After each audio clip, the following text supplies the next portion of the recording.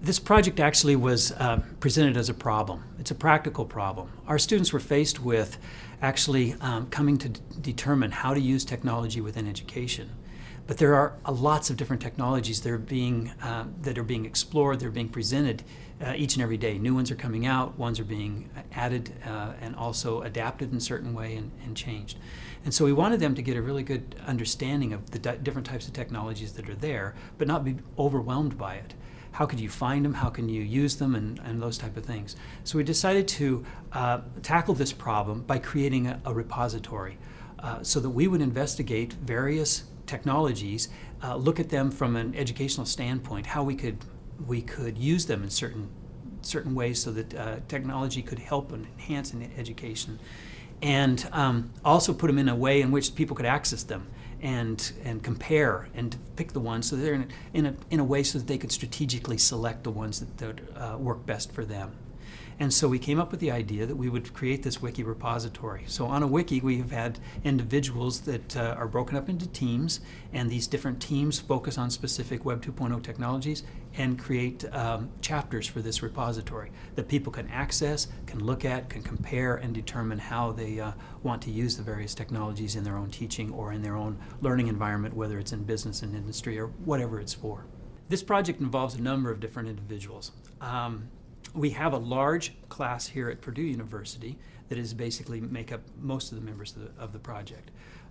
These are undergraduate individuals, generally at the freshman and sophomore level, so they're pretty new to the university setting, who are pre-service teachers. These are individuals who are studying to become teachers, or they're planning on becoming teachers. So this is the educational view of it.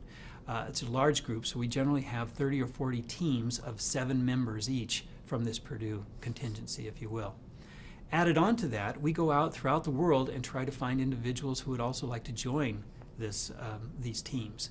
These individuals come from various universities around the world, and they join in, and we add 3 to 5 other individuals from these other universities to each of our teams. So our teams then consist of 7 or 8 Purdue students and 3 to 5 additional students from around the world. And we've had students from Taiwan and from Korea, from China, from Australia, from England, from soon to be from Sweden, from Turkey, from and various locations, and more are being added all the time. When you go into the wiki repository, you're going to find a number of things.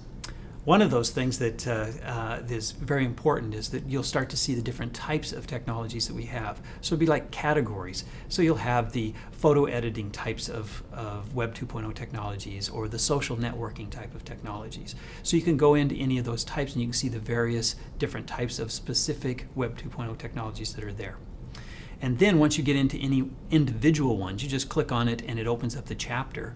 You'll see at the very top of that the logo for that type of technology, and then also a purpose. What is it used for? So in a very few sentences you can ascertain what its value is, what it's being used for, and how it's being used.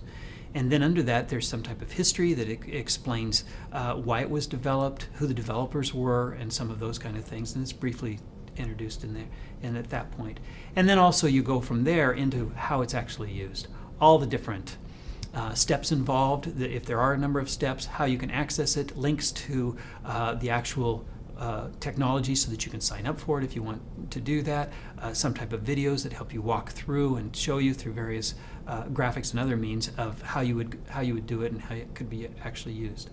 Following that, then we started to get into the educational applications of it. So there will be lesson plans for the lower elementary, the middle elementary, and also into the high school and college level, how that technology can be integrated through various topics. So whether it's science or math, or it's some type of reading, or whatever it is, the topic area, we've got various lesson plans that illustrate that. And also we've included business and industry and how they can be used in the various types of training. So we've got those type of things. And then there's also a perspective that we give from the international. How can it be used in an international setting?